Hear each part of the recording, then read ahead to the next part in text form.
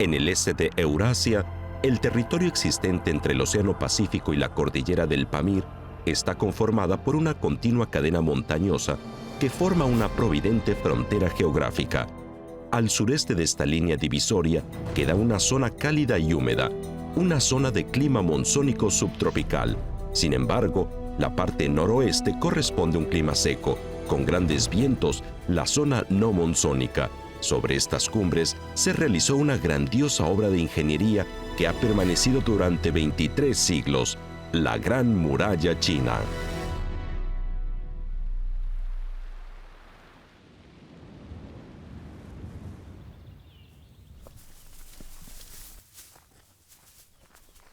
Mei Jingtian lleva 30 años pasando por este sendero de 6 kilómetros. En lo más alto de la falda de esta colina se encuentra una sección de las ruinas de la Gran Muralla de la dinastía Ming. No muy lejos del famoso Patalín, esta porción no ha sido aún explotada por los turistas. Sin embargo, Mei Jingtian sabe que a pesar de las huellas que ha dejado el tiempo en sus paredes, sigue teniendo un valor histórico incomparable.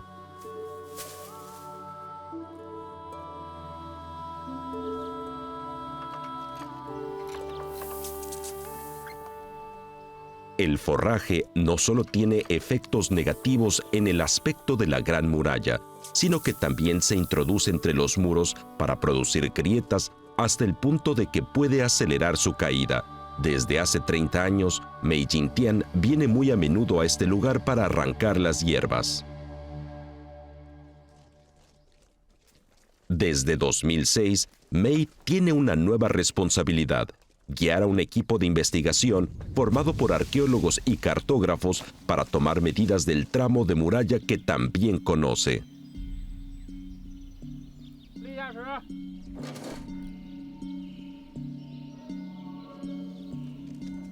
Casi al mismo tiempo, el campesino Jiang Youyu de la provincia de Gansu se convirtió también en guía para un equipo de medición de la Gran Muralla. Durante los últimos 29 años, Jiang Youyu ha explorado los más de 30 kilómetros de muralla que atraviesan su ciudad. Mei Jingtian y Jiang Youyu han pasado a formar parte de un ambicioso y sistemático proyecto de topografía. Desde que comenzara en 2006, la Oficina Estatal de Topografía y Cartografía de China y la Administración Estatal del Patrimonio Cultural de China comenzaron a trabajar dentro de un rango de decenas de miles de kilómetros cuadrados en el norte de China para medir la Gran Muralla construida por sucesivas dinastías en lo que sería una difícil a la vez que fascinante tarea.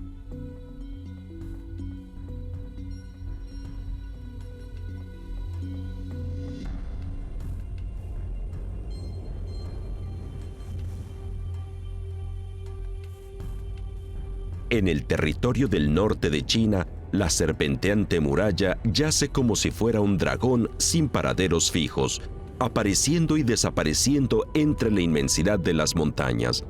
Los tramos de muralla de diferentes dinastías a veces parecen paralelos y a veces parecen superponerse entre ellos.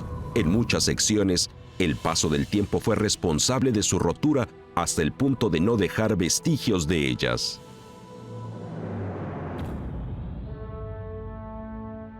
Tras 6 años de ardua tarea por parte de arqueólogos y cartógrafos, en 2012, la Administración Estatal del Patrimonio Cultural de China reveló datos definitivos.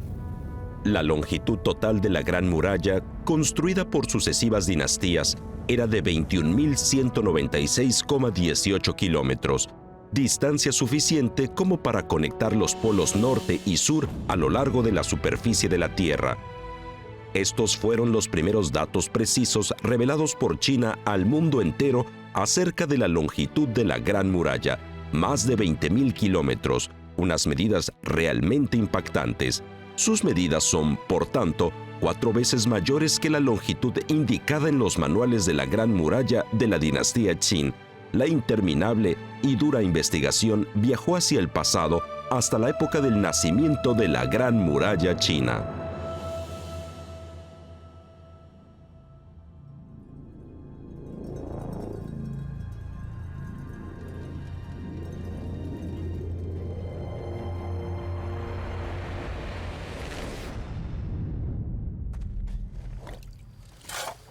Año 1000 a.C., en el área central de la meseta de Loess, un campesino conduce el agua de un afluente del río Wei hacia sus tierras de labor. El riego de sus cultivos es una tarea imprescindible en su vida, pues de ella depende su supervivencia. En una estación escasa en lluvias, depende totalmente del riego manual para poder asegurar la cosecha. Este campesino, que vivió durante la dinastía Zhou del oeste, no era el dueño de las tierras que cultivaba. Su dueño se llamaba Rui Kong.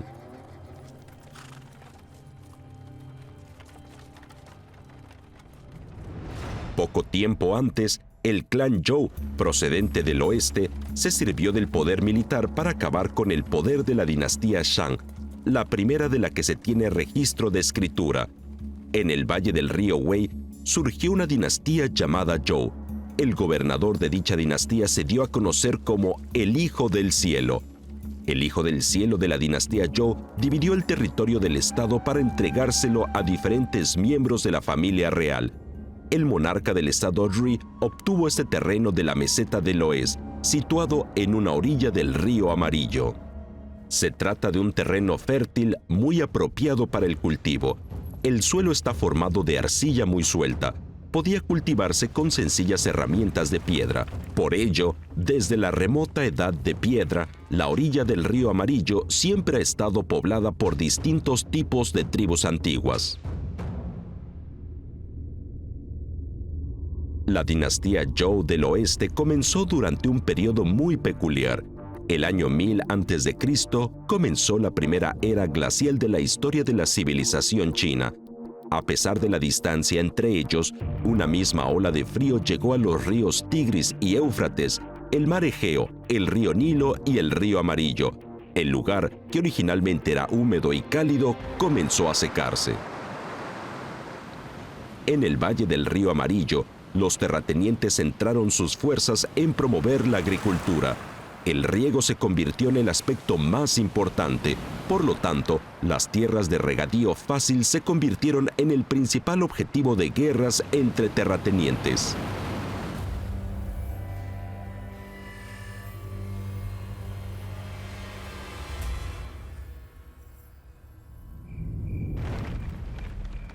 El territorio del monarca del estado de Rui había sido anteriormente el hogar de otra tribu. Al igual que todos los antepasados de las etnias antiguas, ellos también dependían de la pesca en el río y de la caza en las montañas. Aunque en menor medida, también practicaban la agricultura, pero su conocimiento de este campo era mucho menor que el de los agricultores que dependían de las nuevas técnicas de regadío.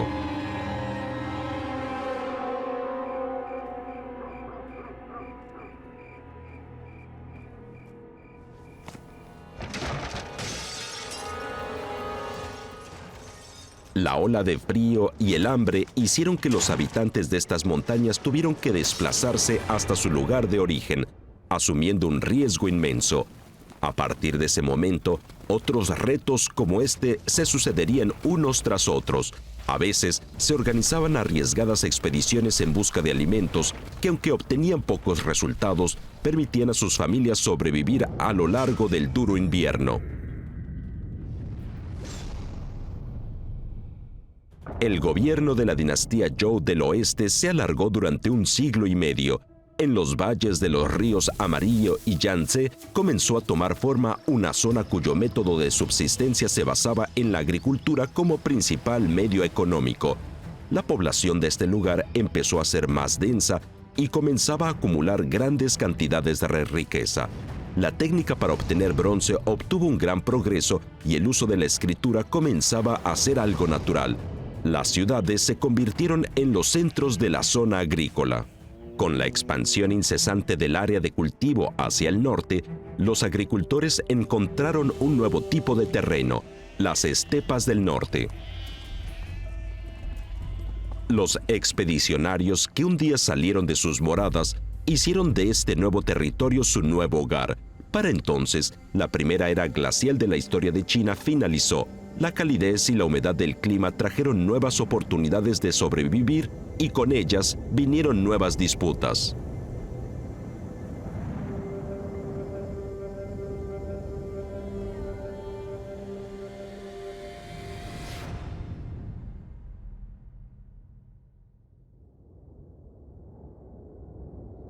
En septiembre, el norte de la región uigur de Xinjiang comienza a sentir los primeros fríos del invierno. La familia del pastor Kakemu de la etnia kazaja comienza sus labores antes del amanecer. Hoy es el día de desplazar al ganado hacia nuevos pastos.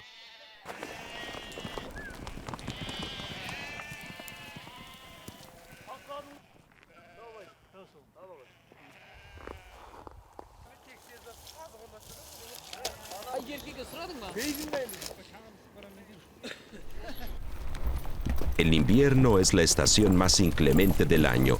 La elección de un buen lugar para establecer el campamento invernal es vital para su supervivencia. La habilidad de encontrar un lugar para resguardarse del frío y que cuente con abundantes pastos es un requisito necesario para vivir en las llanuras. La transhumancia anual es el estilo de vida que continuaron practicando durante miles de años las minorías nómadas.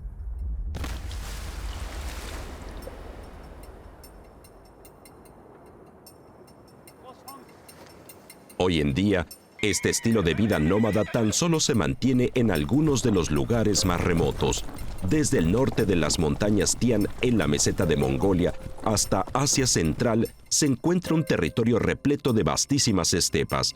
Para las tribus nómadas que habitaban en la antigüedad estas praderas, era un vasto mundo en el que se puede galopar libremente sin obstáculos.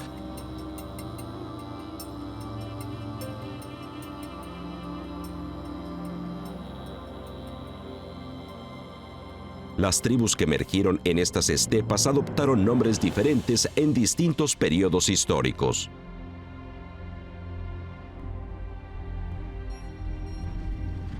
En el periodo de Zhou del Oeste, los chinos habitaron las estepas centrales con un estilo de vida que tomaba la agricultura como núcleo económico y desarrollaron su propio lenguaje. Comenzaron a conocer como salvajes y bárbaros a las tribus nómadas que sobrevivían mediante la pesca y la caza.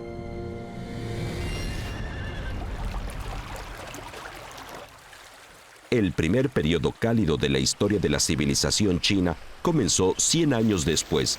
Los integrantes de la dinastía Zhou del Oeste se toparon con una inmensa catástrofe. La responsable de tal desastre fue una tribu conocida como Xuanzong, una tribu de las estepas del norte de China, formada tanto por agricultores como por ganaderos. El origen de la doma y el manejo del caballo se sitúa entre los años 900 y 800 a.C. en el centro de las estepas de Eurasia. Pronto, esta moda también se extendió hacia las estepas del norte.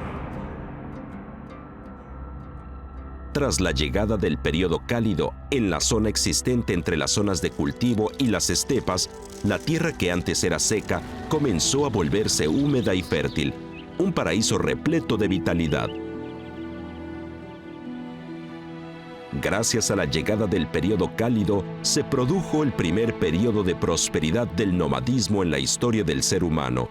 El clima templado permitió que los rebaños de las estepas se reprodujeran con facilidad. Por tanto, la población también se incrementó rápidamente.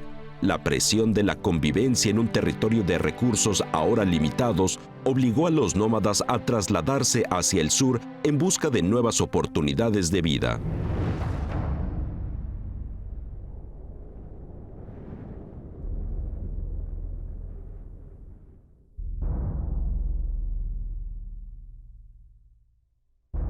Durante el gobierno de Zhou Yonglun se usaron señales de humo para transmitir información.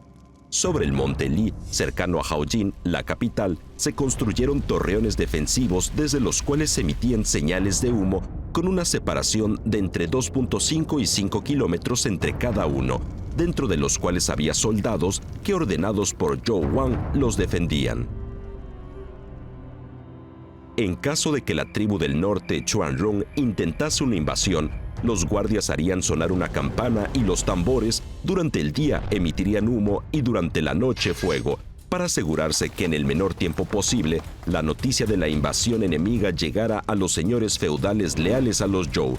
Durante la vida de Zhou Yonglun se desarrolló un sistema de señales de humo muy avanzado. La frecuencia con que se tocaba el tambor, la cantidad de humo e incluso la forma de agitar las antorchas podían expresar una infinidad de significados diferentes. Sin embargo, Esta vez no hubo ninguna invasión por parte de la caballería de los Xuanrong.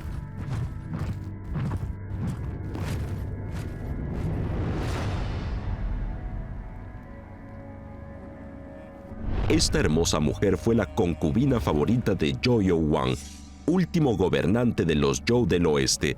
Se solía decir que fue una mujer elegante y distinguida. Desde que entrara en el palacio imperial, Zhou Youwang nunca la había visto sonreír. Para ganarse una sonrisa de su amada, Zhou Youwang intentó una y otra vez ridiculizar a sus leales señores feudales. Los señores que se oponían a Zhou Youwang se unieron a los Xuanrong para asaltar el palacio imperial.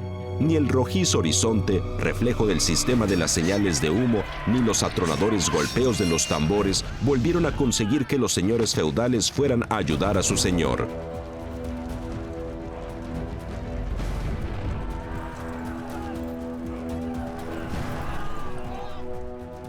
Zhou Youwang sufrió la rebelión de las masas y resultó que él fue asesinado y su concubina Bao Si secuestrada. La ciudad de Haojin fue reducida a cenizas. Esta fue la primera vez en la historia de las dinastías agrícolas de China en que el sistema sufría una revolución por parte de las tribus nómadas. Año 771 a.C. Bajo la protección de una tribu que se dedicaba a criar caballos para el hijo del cielo de los Zhou, los Qin, así como de otros señores feudales, la familia real de los Zhou abandonó su ciudad destruida por la guerra, estableció una nueva capital en el curso inferior del río Amarillo. Comenzaba de esta forma en la historia de China una época de apariencia tranquila pero de naturaleza conflictiva.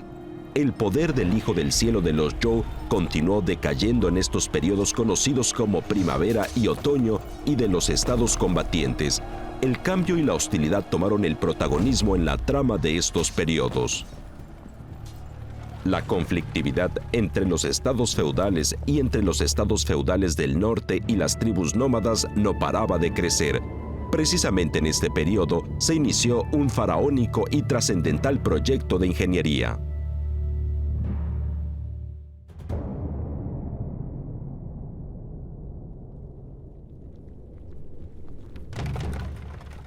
Año 656 a.C. Se estaba celebrando un majestuoso desfile militar a campo abierto cerca de la ciudad de Yan en Henan. El duque Juan del reino Qi había preparado de manera muy meticulosa esta exhibición para mostrar su poder militar a los funcionarios del otro reino rico y poderoso, el estado Chu.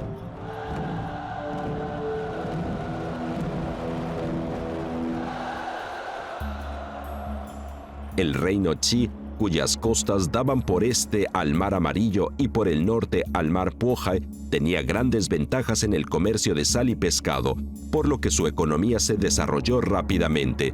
Durante el mandato del duque de Qi se implantaron en el estado políticas de desarrollo simultáneo de agricultura, industria y comercio que le permitieron convertirse en el gran estado del este y en la cabeza de los estados feudales. Tras apaciguarse las hostilidades en el este, el estado Qi reajustó su estrategia hacia la dominación del estado Chu en el sur.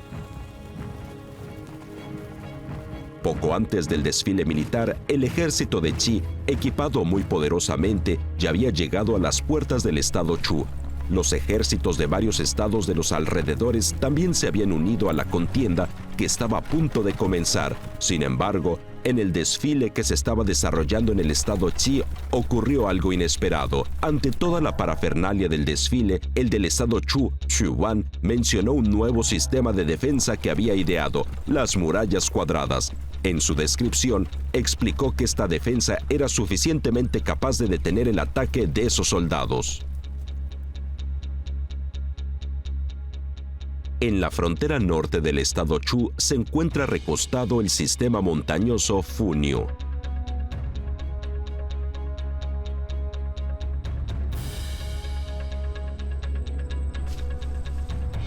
Durante la noche, el duque Juan de Qi envió a un espía que llegó a los límites en el norte del estado Chu. Allí encontraron un alargado y estrecho valle que sería la única vía de entrada para el ejército del duque.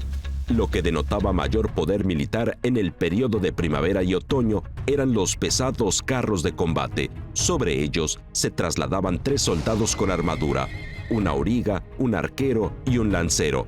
Además, si el enemigo se acercaba al carro, tenía gran eficacia en el cuerpo a cuerpo. Tenía un poder tan devastador como el de los tanques de hoy en día, pero solo eran óptimos para el combate en terrenos llanos. Por eso, en las zonas montañosas necesitaban encontrar un valle que les sirviera de vía de acceso.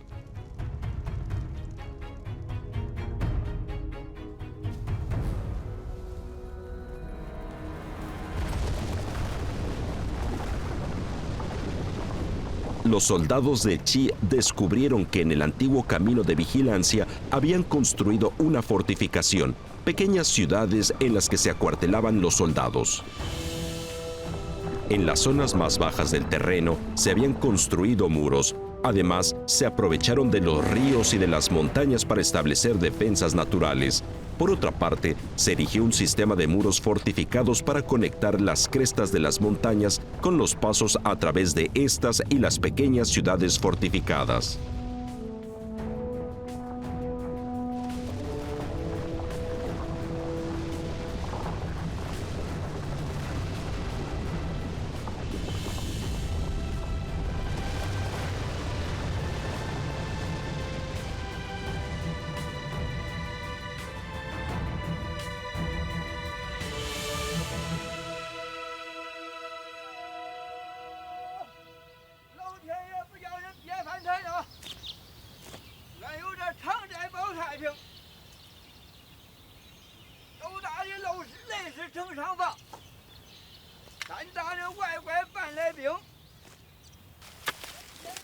Es una balada local. La inmensa pila de piedras a la que se refiere el recolector de hierbas medicinales no es más que esta empalizada de piedra. Se trata de una estructura compleja, una defensa militar que además de proteger, también permite el ataque desde ella. Según las investigaciones del patrimonio cultural, esta muralla, llamada Zhoujiajie, aunque presenta marcas de haber sido reconstruida por generaciones posteriores, en su origen formaba parte de la muralla cuadrada del estado Chu durante el periodo de primavera y otoño. En investigaciones más recientes, se ha determinado que la muralla cuadrada del estado Chu fue el primer prototipo de muralla que sirvió para la construcción de la Gran Muralla China.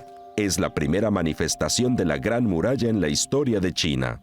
En los 100 años posteriores, la Gran Muralla, construida en la frontera de los territorios, se convirtió en el sistema de defensa que emularon todos los estados feudales para defenderse unos de otros.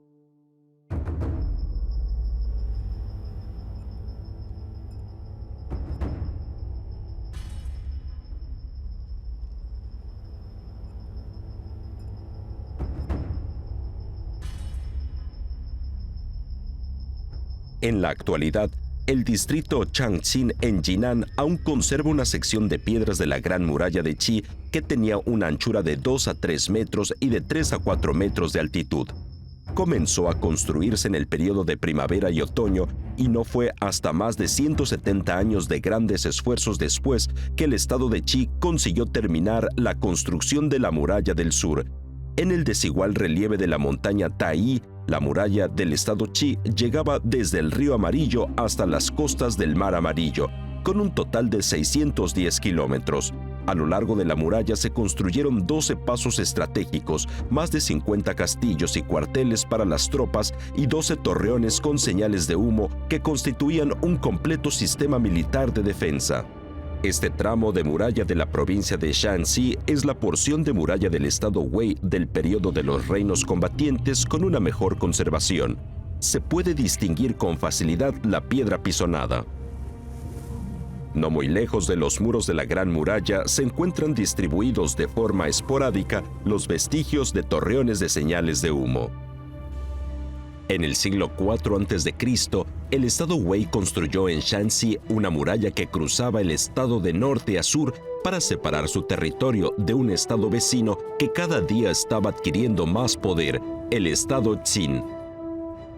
La Gran Muralla, indudablemente, fue resultado de las batallas militares en un periodo de uso de armas de acero. Durante el periodo de los reinos combatientes, los ejércitos de todos los estados feudales aumentaron considerablemente su tamaño. La coordinación entre soldados y jinetes fue reemplazado poco a poco a los antiguos carros de combate. Además, la caballería comenzó a convertirse en un elemento independiente en el campo de batalla. La movilización de los jinetes era mucho mayor que la de los carros. Bajo esta situación, las ciudades que antes estaban aisladas eran difíciles de ser defendidas ante los rápidos asaltos de los enemigos. Por ello, el sistema de fortificaciones se convirtió en un método de defensa muy necesitado en la época. El ritmo de expansión no se detuvo. Los tres grandes estados, Qin, Zhao y Yan, buscaban más oportunidades para desarrollarse, por lo que comenzaron a ocupar los territorios en los que vivían las tribus nómadas.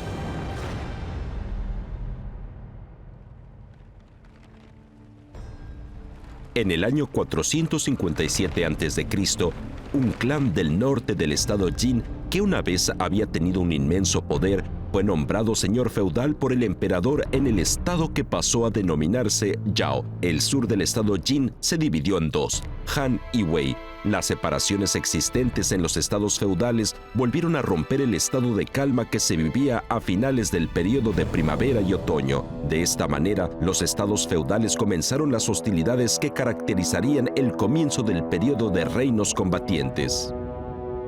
En su incesante avance conquistador hacia el norte, los nobles del estado Zhao traspasaron una línea divisoria.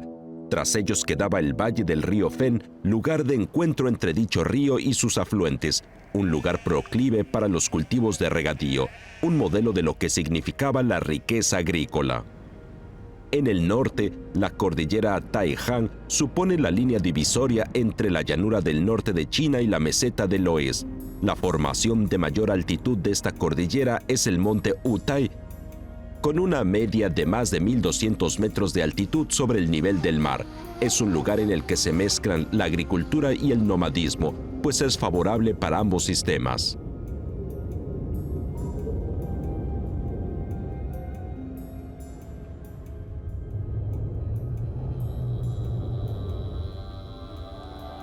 En el siglo IV a.C., en las estepas del norte de China comenzaron a aparecer tribus nómadas que montaban a caballo.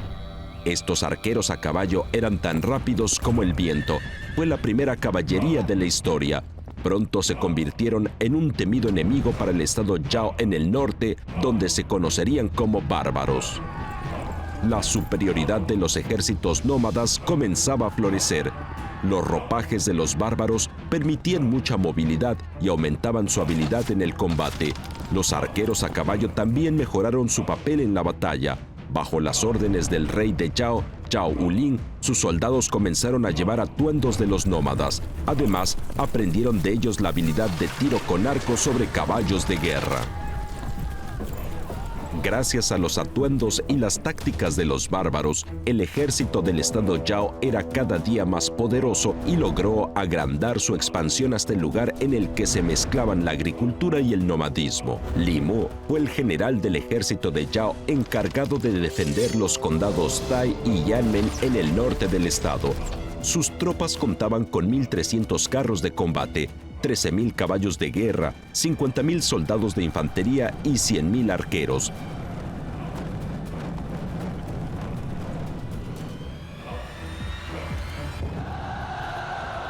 Mientras avanzaban hacia las estepas, se finalizó la construcción de una férrea fortificación.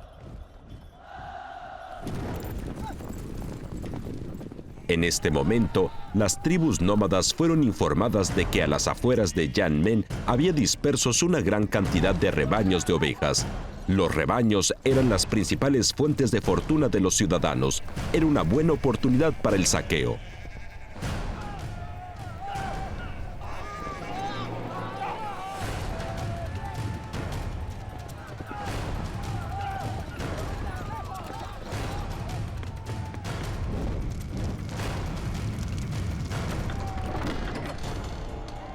Los soldados cerraron las puertas de la ciudad.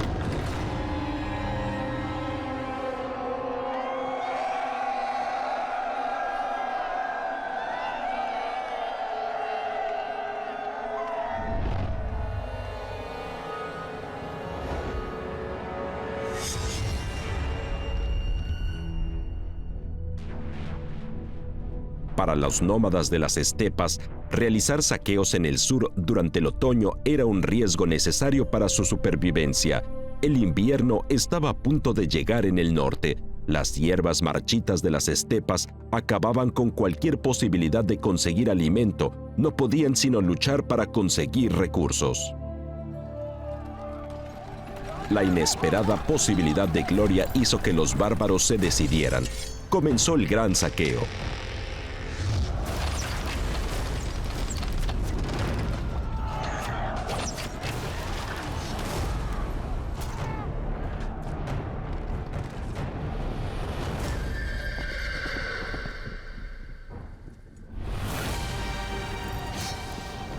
El enfrentamiento fue una competición para saber qué arqueros y qué jinetes eran más fuertes.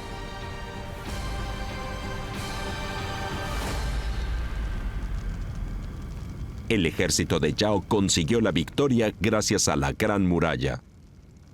La existencia de la Gran Muralla supuso al fin la imposición de un equilibrio entre las fuerzas del sistema agrícola y del nomadismo.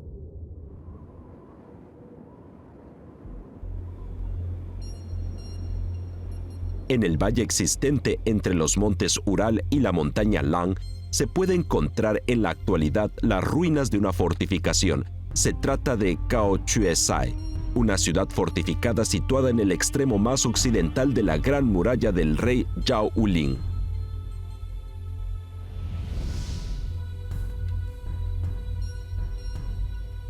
Desde Cao Chue Sai, la muralla se extendía hacia el este hasta llegar a la zona montañosa en los límites de la meseta de Mongolia. Formaba una larga línea de tierra compactada de cerca de 2 metros de altura. La Gran Muralla de Yao, construida en el siglo IV a.C.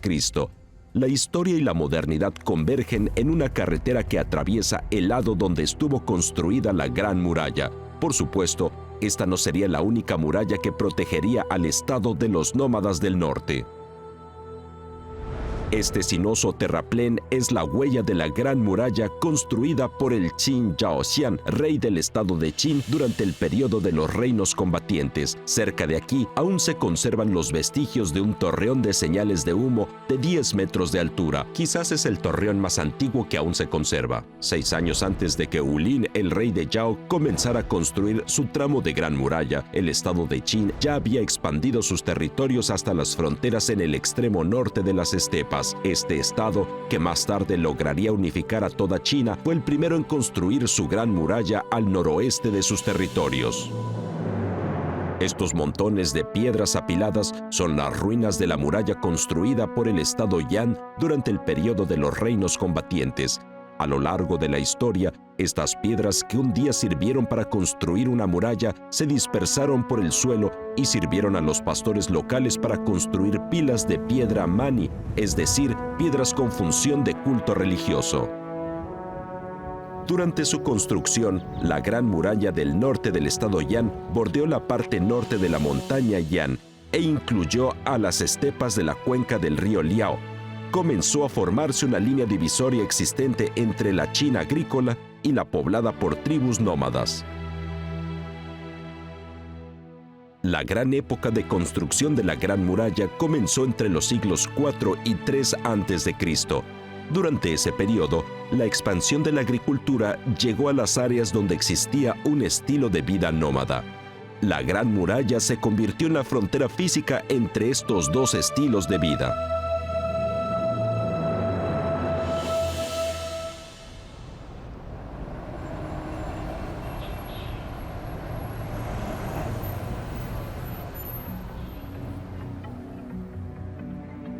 En la actualidad, la capital de China, Beijing, es una ciudad cuya historia, que comenzó hace 3000 años durante las dinastías Shang y Zhou, aún está presente hoy en día. Hace 500 años, un clan noble perteneciente a la familia real de la dinastía Zhou fundó el estado de Yan. Su núcleo de gobierno estaba en las llanuras de Beijing y Tianjin. Al este, el océano servía de protección natural. Al sur, lindaba con los estados Qi y Zhao. Al norte, la meseta de Mongolia, el estrecho paso de Shanghai conectaba las llanuras con el valle del río Liao en el noreste.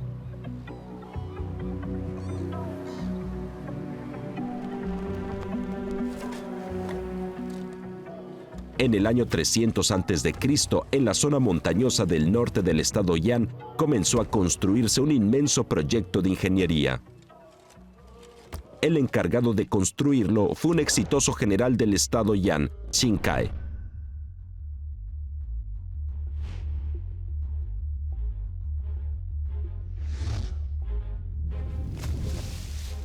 Como rehén del estado Yan, Qin Kai vivió durante mucho tiempo en las estepas del norte. Allí obtuvo la valiosa confianza del dirigente de los nómadas.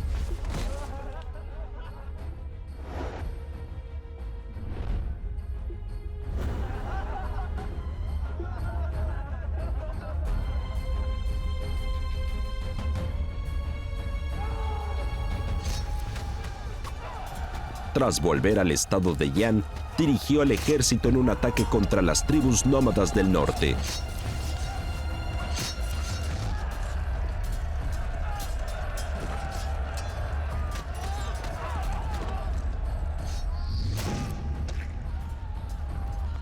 Después de la batalla, las tribus nómadas se adentraron más de 500 kilómetros hacia el norte.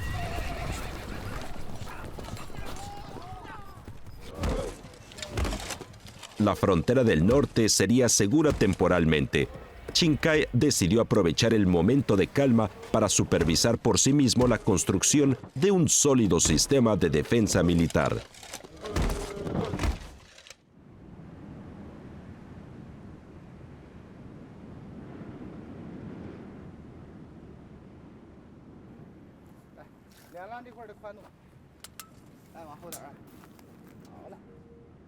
En 2009, en Chaoyang, de la provincia Liaoning, los empleados del museo local comenzaron a realizar una complicada investigación. En una colina silvestre, los investigadores descubrieron los vestigios de un tramo de la Gran Muralla del estado Yan.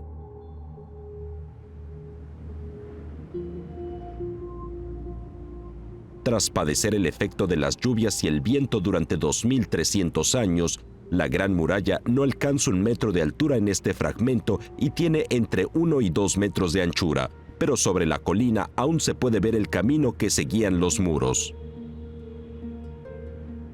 Este nuevo descubrimiento demostró que en los libros de historia, la posición de la Gran Muralla de Yan era errónea, pues se encontraba más de 100 kilómetros más al norte.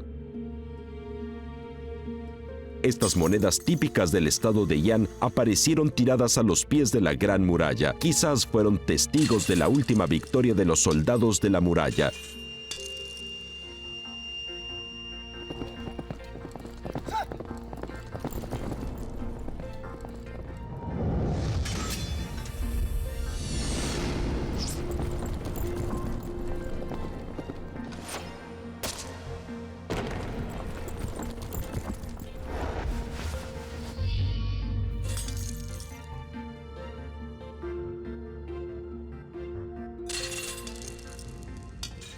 Este es el último fragmento de la Gran Muralla construido durante el periodo de los reinos combatientes. Menos de un siglo después de su construcción, se produjo en toda China una guerra de unificación que cambiaría la dirección de la historia del país.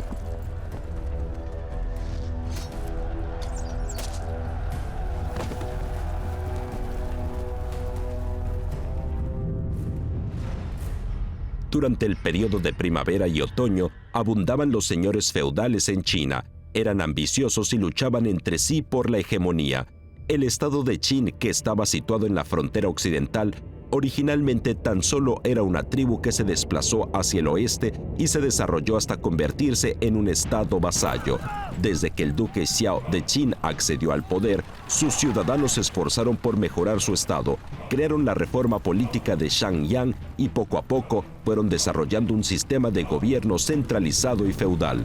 Se puso en práctica una norma basada en premiar a los soldados y enseñarlos tanto a cultivar como a luchar, llevada a cabo por la Alianza Horizontal para combatir otros estados. Bajo la dirección del nuevo gobernante, Yin Zheng, el ejército de Qin comenzó una guerra sin precedentes por la unificación. El estado de Qin, próspero en la economía y poderoso en política, parecía invencible.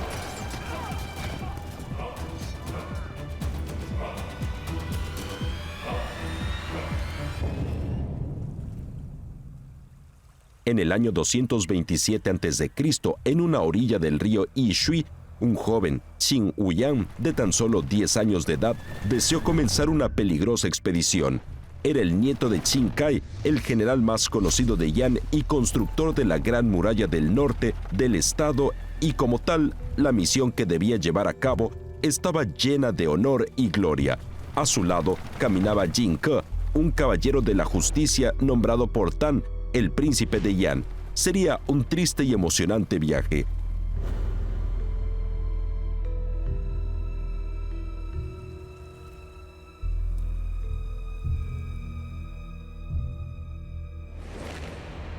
El estado de Qin había ocupado ya a los estados vecinos de Han, Yao, Wei y Chu. Para entonces, el gobernador de Qin, Yin, tenía sus ojos puestos sobre el estado de Yan.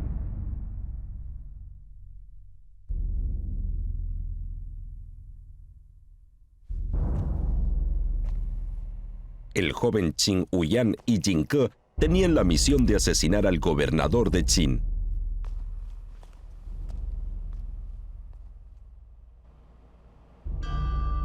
Ambos llevaban consigo un regalo para ofrecérselo al gobernador de Qin, la cabeza del traidor del estado de Qin, Fan Yuqi.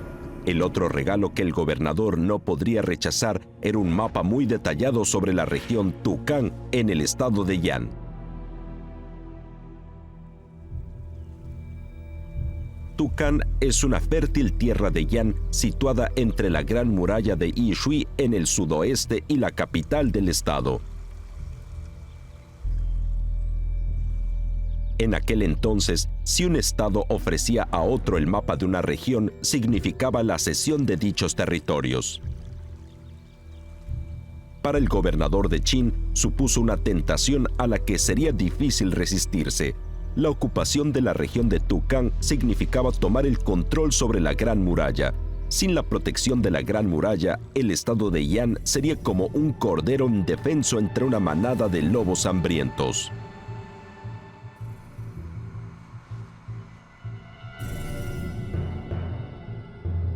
Pero en el rollo del mapa había escondida una daga envenenada. En un lugar con una vigilancia tan estricta como el Palacio Imperial, cometer un asesinato era un cometido muy audaz y arriesgado. Conseguirlo o no dependía de un instante.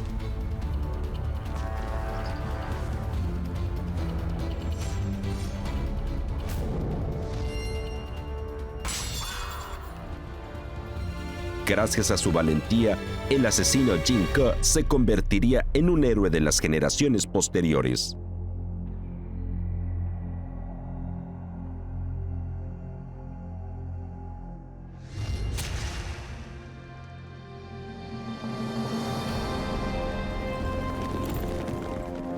El príncipe Dan de Yan esperaba a un rey de Qin en cólera, acompañado por su gran ejército. La Gran Muralla de Yishui se convirtió en el último amparo del príncipe de Yan.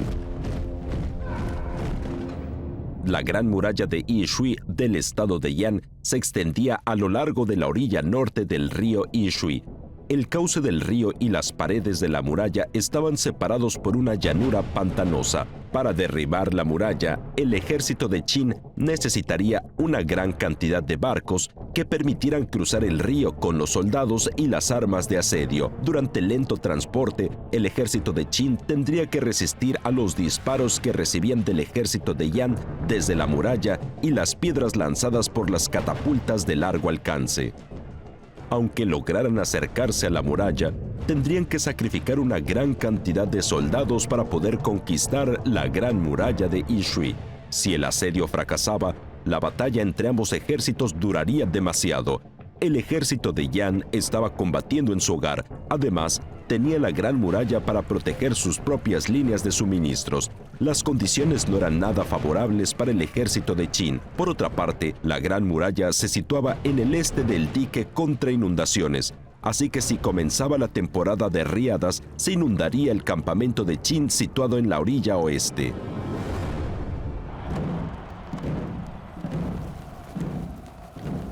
El ejército de Qin se congregó fuera de la ciudad del río Yishui ultimando las preparaciones de un cruel ataque de castigo. Lo difícil de entender fue que el ejército de Yan no utilizó la superioridad defensiva de la Gran Muralla, sino que envió a sus tropas a la orilla oeste y junto a lo que aún quedaba del ejército de Zhao, entraron en combate contra Qin en una batalla que no tenía posibilidades de victoria. Tras la batalla, el derrotado estado Yan sentenció a muerte al príncipe Tan para usar su cabeza como señal de paz al rey de Qin. El cofre que guardaba la cabeza del príncipe Tan cruzó la gran muralla de Yishui, la del estado de Zhao y de Wei, y quizás incluso traspasara la gran muralla de Zhongshan hasta llegar a Xiangyan, donde se hizo entrega de ella al rey de Qin.